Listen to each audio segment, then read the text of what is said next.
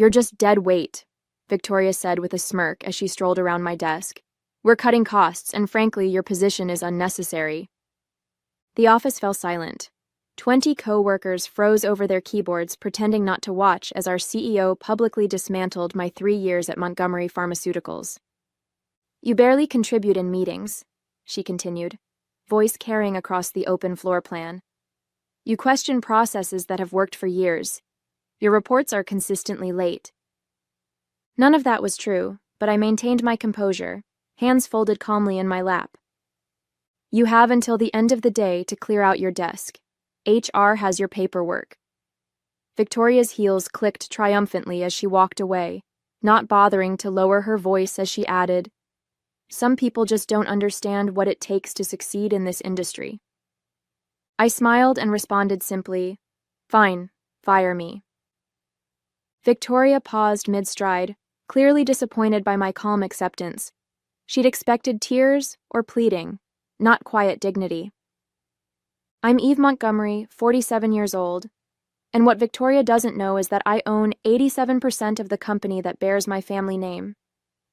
3 years ago, I stepped down as the public face of Montgomery Pharmaceuticals when my father passed away, leaving me controlling interest. The board hired Victoria King to lead the company into a new era of growth, unaware I had very specific plans of my own.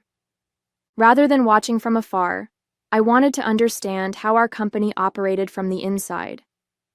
With a new hairstyle, my mother's maiden name on my ID badge, and a mid-level position in research analytics, I became invisible, just another employee. For 3 years, I observed. I documented cost-cutting measures that compromised quality. I witnessed talented colleagues leave after being belittled by Victoria and her inner circle. I saw our once collaborative culture transform into a toxic environment of fear and favoritism. I had planned to remain undercover for another 6 months, but Victoria's public humiliation accelerated my timeline. The shareholders' meeting tomorrow would now serve a different purpose than the quarterly update Victoria was expecting. As I packed my desk, I noticed Alan from legal watching me with a concerned expression. Alan had worked for Montgomery since before I was born, and was one of 3 people who knew my true identity. "Everything all right?" he asked quietly, glancing toward Victoria's office. "It will be," I assured him. His brow furrowed as he leaned closer. "She's making bigger moves than you know. The termination list for tomorrow's meeting." He hesitated.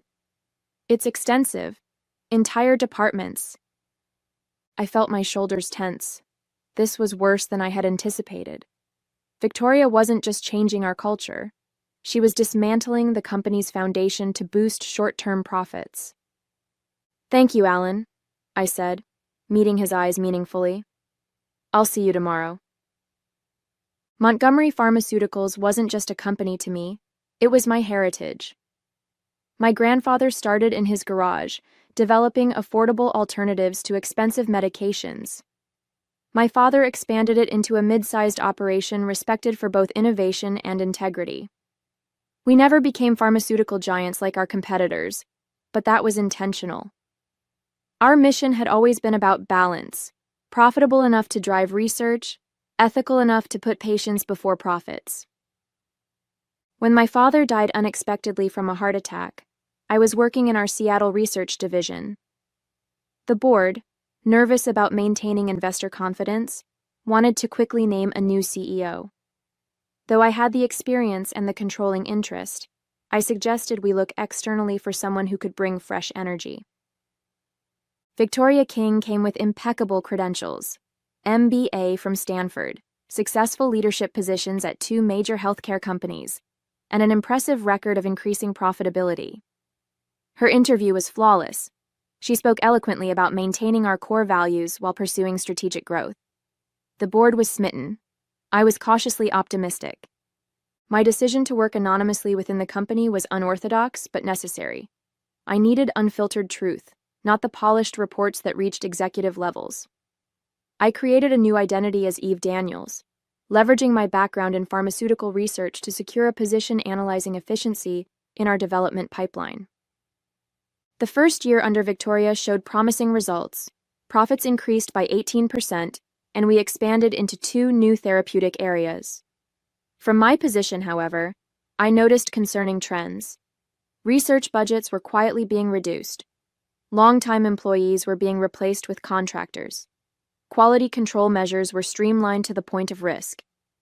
In meetings, Victoria presented herself as a visionary leader. She had charisma, intelligence, and an uncanny ability to make difficult decisions sound necessary and forward-thinking. She spoke about strategic realignment and operational efficiency, while systematically undermining everything that made Montgomery special. I tried addressing concerns through proper channels. As Eve Daniels, I submitted reports highlighting potential quality issues. I spoke up in departmental meetings. I proposed alternative approaches that wouldn't compromise our standards. Victoria consistently dismissed these efforts, eventually labeling me a negative influence in my performance review. Initially, I respected Victoria's ambition and drive, believing she genuinely wanted to make Montgomery better, just with a different approach than our families. But watching her operate day-to-day revealed her true priorities: short-term profits, personal advancement, and control. The day before my termination, I overheard Victoria speaking to our CFO in the break room. "Once we streamline these departments and move production offshore, we'll be perfectly positioned for the Axiom merger," she said. "My bonus will be astronomical." Merger? This was the first I'd heard of any merger plans that would require board and shareholder approval, plans that would require my approval. The morning after my termination, I arrived at my apartment's lobby to find Diane from Human Resources waiting for me. Her anxious expression suggested this wasn't a friendly visit. "Ms. Daniels," she began nervously, "I have your separation agreement." She handed me a thick envelope. "Ms. King asked me to personally ensure you understand the confidentiality clauses." I glanced through the document, noting the extensive non-disparagement sections and the pitiful severance offer: 2 weeks' pay in exchange for signing away my right to discuss anything about Montgomery. "There's also this," Diane added, passing me another form. "It's a notification that your company-subsidized apartment must be vacated within 30 days. I had forgotten that my building was one of Montgomery's employee housing investments. Victoria was apparently leaving nothing to chance. "Thank you, Diane," I said, taking both documents. "I'll review these carefully." She shifted uncomfortably. "There's something else you should know. It's not official yet, but—" She lowered her voice. "Victoria is planning to outsource the entire research division to India. Over 100 people will lose their jobs after the quarterly meeting." The research division was Montgomery's heart, dedicated scientists who had developed life-changing medications. Many had been with us for decades. "Why are you telling me this?" I asked. "Because it's wrong," she answered simply. "Your reports were right about the quality concerns. 2 of our trial medications failed last-stage testing because of the shortcuts she implemented. She buried those results and fired the team leads." This was worse than I had imagined. Victoria wasn't just changing company culture. She was jeopardizing patient safety and our scientific integrity. "Thank you for your honesty," I said. "I appreciate the risk you're taking." After Diane left, I sat in my lobby, processing this new information. My experiment in anonymity had shown me exactly what I needed to see. But at what cost? How many careers had been damaged? How many patients put at risk? My phone buzzed with a message from Alan. Meeting moved up to 10 a.m. Victoria presenting new strategy to board and key shareholders. Merger announcement expected. She had accelerated the timeline, likely hoping to push through her agenda before any opposition could organize. I checked my watch. It was 8:30 a.m. I had 90 minutes to prepare. In my home office, I pulled up the contingency plan I'd been developing over the past year. It detailed a complete restructuring of leadership, reinvestment in our core values, and protection for the employees who made Montgomery what it was. I had hoped not to need it, but Victoria had forced my hand. As I dressed for the meeting, selecting the tailored suit I hadn't worn in 3 years, I felt a complex mix of emotions. Disappointment that Victoria had betrayed the company's trust. anger at the callous way she treated dedicated employees, guilt that my experiment had allowed her to cause so much damage. My phone buzzed again, Alan with an update. Victoria's assistant accidentally sent me tomorrow's press release draft. They're announcing the closure of the Seattle facility. 230 jobs eliminated. My grandfather had started in Seattle. My father had expanded the facility, creating hundreds of well-paying jobs in a community that desperately needed them. This wasn't just business anymore. This was personal. Victoria hadn't just attacked the company. She had attacked my family's legacy. I tucked my tablet into my briefcase, my resolve hardening. It was time to step out of the shadows. Montgomery Pharmaceuticals occupied the top 5 floors of a sleek building in downtown Chicago. I entered through the main lobby, nodding to security guards who didn't recognize me in my executive attire. Instead of taking the general elevator to the analytics department on the 3rd floor, I swiped a keycard I hadn't used in 3 years and entered the executive elevator. The boardroom was on the top floor, a spacious area with floor-to-ceiling windows overlooking Lake Michigan. As I approached, I could hear Victoria's confident voice through the partially open door.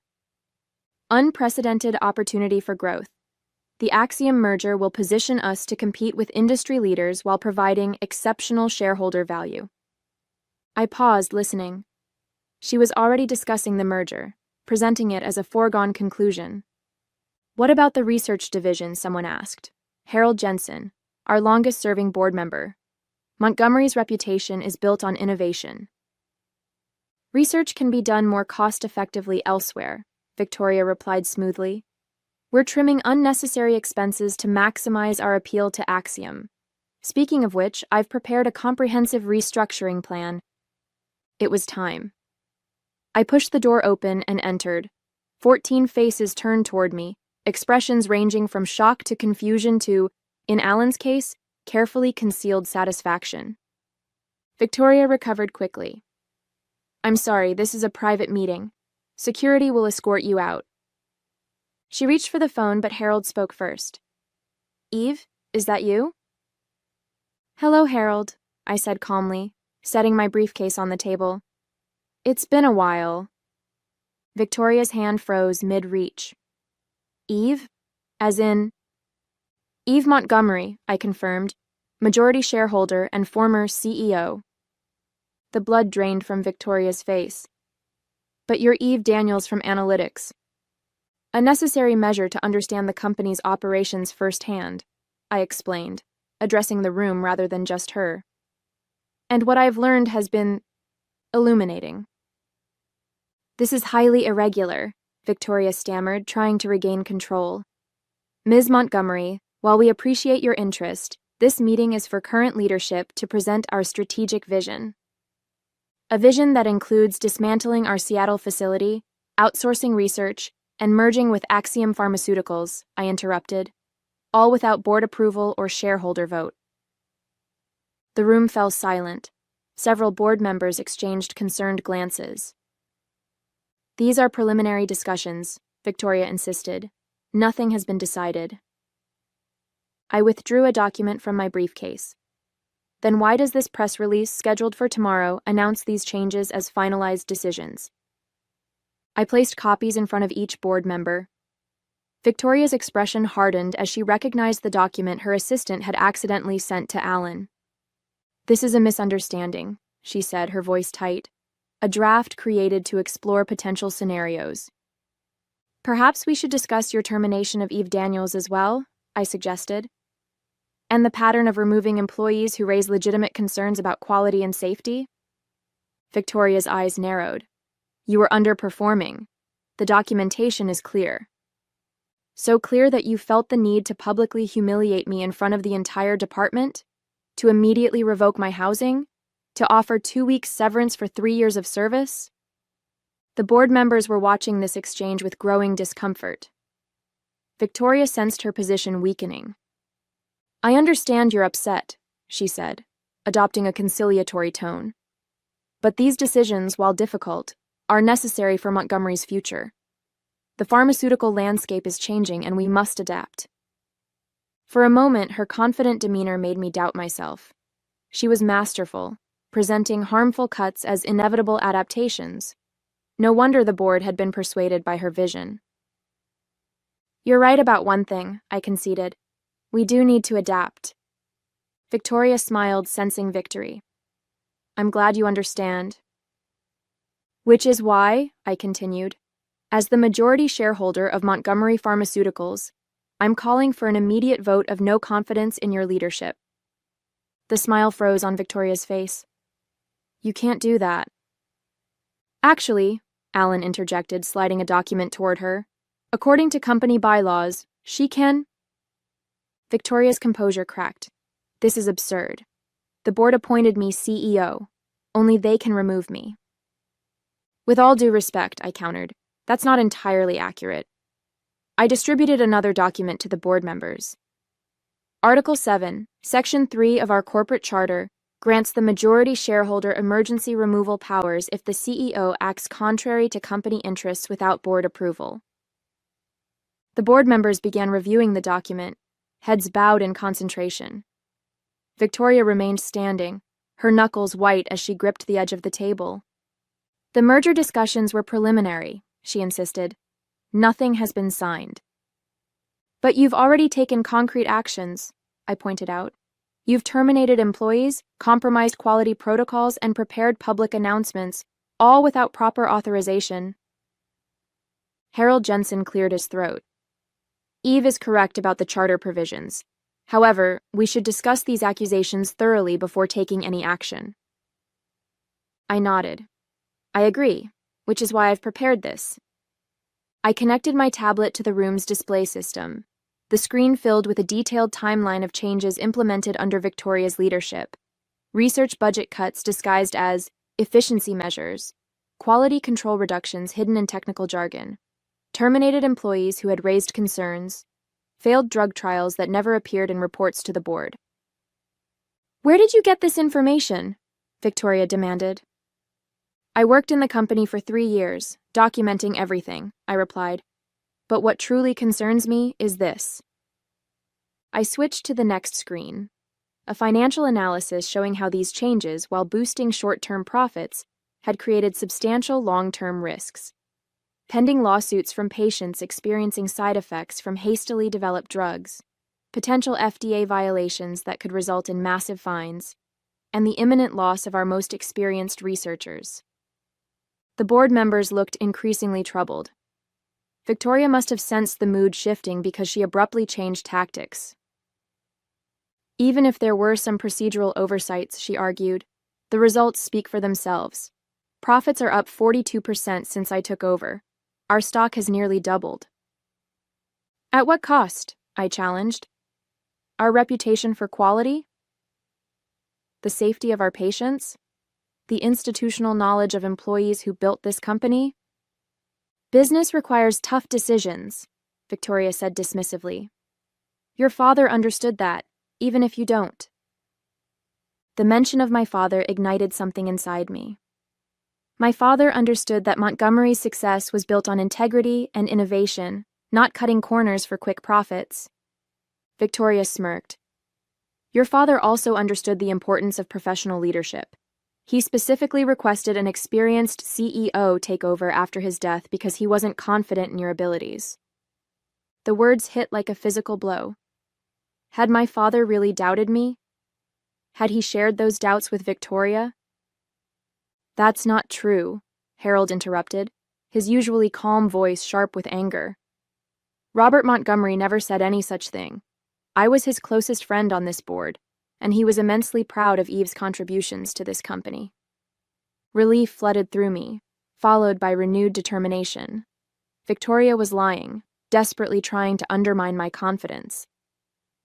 "Ms. King," Harold continued, "I think it's time you step outside while the board discusses these matters." Victoria's expression hardened. "I don't take orders from—" "Security can escort you if necessary," Harold suggested mildly. After Victoria reluctantly left, the boardroom erupted in concerned discussions. I remained silent, letting them process the information I'd presented. Finally, Harold called for order. "Before we vote, there's something you should all know. He looked directly at me. Victoria hasn't just been planning a merger. She's been negotiating to sell Montgomery's proprietary research to Axiom separately, research Eve's team developed before Victoria arrived. Shocked murmurs filled the room. This wasn't just about jobs or cost-cutting anymore. Victoria had been planning to sell the company's most valuable assets, innovations that could help millions of patients, for her personal gain. "How do you know this?" I asked Harold. He slid a folder across the table. "Because Axiom approached me last week, thinking I was already aware of the arrangement." Inside were emails between Victoria and Axiom's CEO, discussing the sale of our research portfolio for a fraction of its value, with a substantial consulting fee directed to Victoria personally. The betrayal was complete. Victoria hadn't just compromised our company's values, she had betrayed its very purpose. The board's vote was unanimous. Victoria would be removed immediately. However, her termination alone wouldn't solve our deeper problems. The company culture had deteriorated, trust was broken, and we needed to prevent similar situations in the future. "We need to announce this change before markets close," said Elise Chen, our marketing director. "Otherwise, rumors will spread." "And what about the Seattle facility?" "The research division," asked another board member. "Victoria's team has already set those wheels in motion." "I have a comprehensive transition plan," I assured them. "But we need to move quickly. Victoria won't leave quietly." As if on cue, the boardroom door flew open. Victoria stormed in, followed by two men I didn't recognize. "This emergency board meeting violates proper notification procedures," she announced triumphantly. "My legal team agrees that any decisions made today are invalid." The lawyers behind her nodded confidently. One stepped forward. "As outside counsel for Montgomery Pharmaceuticals, I must advise the board that proper protocols for CEO removal haven't been followed." "You're not our outside counsel," Allen countered, rising from his seat. "Brenner and Associates has represented Montgomery for 30 years. "Not anymore," Victoria said smugly. "I terminated that relationship last month. Collins and Westfield now represents us." This was a complication I hadn't anticipated. If Victoria had changed our legal representation without board approval, it could create enough confusion to delay her removal. Markets would close, rumors would spread, and she might have time to implement her plans. "This is outrageous," Harold protested. "Changing legal counsel requires board approval." "Which I received," Victoria countered, producing a document. 3 board members signed off on it. I examined the document. 3 signatures appeared at the bottom, board members Victoria had personally recruited after taking over. "We need to adjourn and sort this out properly," one of Victoria's supporters suggested. "These hasty decisions could expose us to liability." Doubt crept into the room. Board members exchanged uncertain glances. I needed to act decisively.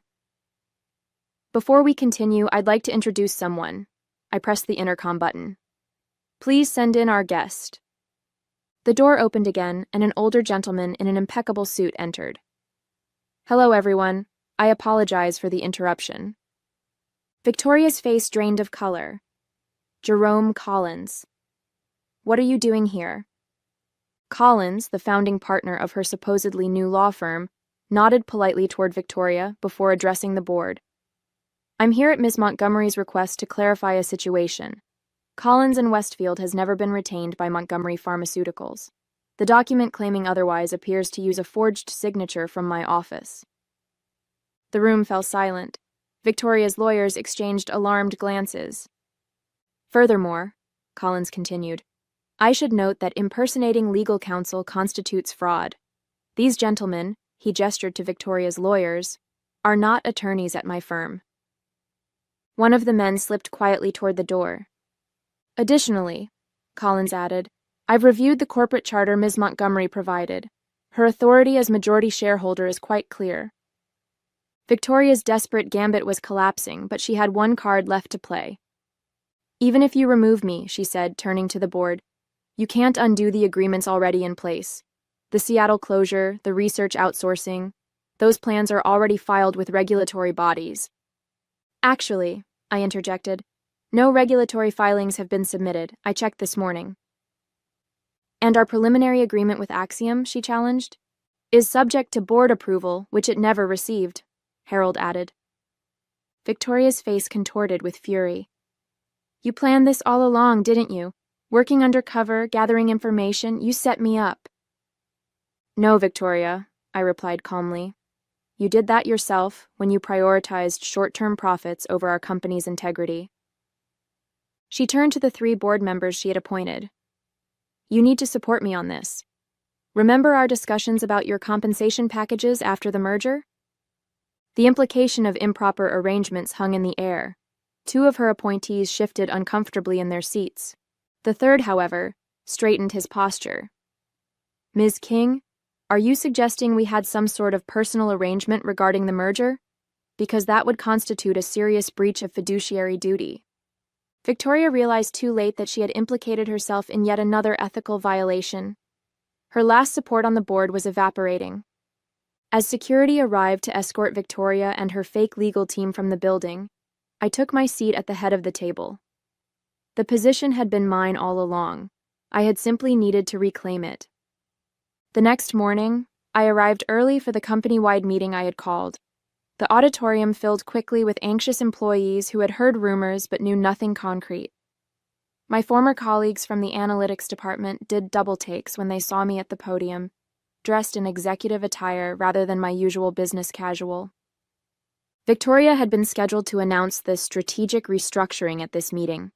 Instead, she was clearing out her office under security supervision. Good morning, I began once everyone was seated. For those who don't know me, I'm Eve Montgomery. A murmur rippled through the crowd. Some of you knew me as Eve Daniels from the analytics department. That was by design. For the past 3 years, I've worked alongside you, experiencing firsthand the changes in our company culture and operations. I outlined briefly what had transpired: Victoria's removal, the canceled merger, the saved jobs. With each revelation, the tension in the room gradually transformed into cautious relief. Yesterday, Victoria King fired me, calling me dead weight. Today, I want to address what makes someone valuable to Montgomery Pharmaceuticals. I clicked to the first slide of my presentation. Photos of employees from every department, from research scientists to maintenance staff. Value isn't determined by title or salary. It's measured by integrity, dedication, and commitment to our mission, creating affordable, effective medications that improve lives. I continued through my restructuring plan, not the one Victoria had envisioned, but one that reinforced our core values while adapting to market realities. No mass layoffs, no quality compromises, no abandoned research projects. Additionally, we're implementing a new board position specifically representing employee interests, ensuring your voices are heard at the highest level. As I spoke, I noticed my former supervisor from analytics wiping away tears. Nearby, researchers who had feared for their jobs were smiling with renewed hope. Finally, I concluded, I want to acknowledge the toxic leadership environment many of you have endured. That ends today. The auditorium erupted in applause, hesitant at first, then building to a thunderous affirmation. After the meeting, Victoria stood in the lobby, security guards flanking her as she waited for her car. She'd been permitted to collect personal belongings, but nothing else. No files, no company data, no proprietary information. I approached her, maintaining a professional distance. You won't succeed, she said, bitterness evident in her voice. The market is changing. Your father's approach is outdated. Montgomery will be obsolete within 5 years. Perhaps, I acknowledged, but will be obsolete with our integrity intact. Victoria laughed coldly. Integrity doesn't pay shareholders. Actually, sustainable growth based on quality products and ethical practices pays shareholders quite well, I countered. It just requires patience and vision beyond quarterly reports. Her car arrived, but before leaving, she turned back. You know, I almost feel sorry for you. You could have learned something from me. I did learn from you, Victoria, I replied. I learned exactly how I don't want to lead. She departed without another word, her defeat complete. The company she had tried to dismantle would now thrive without her, strengthened by the very values she had tried to eliminate. Back in my office, my father's old office, which Victoria had redecorated in cold modern minimalism, I found Alan waiting with a bottle of champagne. "Congratulations," he said, pouring 2 glasses. "Your father would be proud." "I hope so," I replied, accepting the glass. "There's still so much to fix." Alan smiled. "But now you have an entire company eager to help you do it." He was right. The real work was just beginning, but for the first time in years, Montgomery Pharmaceuticals was united by a common purpose again. On my desk sat a framed photo of my father that Victoria had removed. Next to it, I placed a new one, a candid shot from the company picnic last summer, showing me with my analytics team, laughing and unaware of the camera. Both images represented parts of my identity: Montgomery the legacy and Eve the colleague. Together, they would guide the company forward. "To new beginnings," I toasted. "And to the best kind of revenge," Alan added. "Success on your own terms."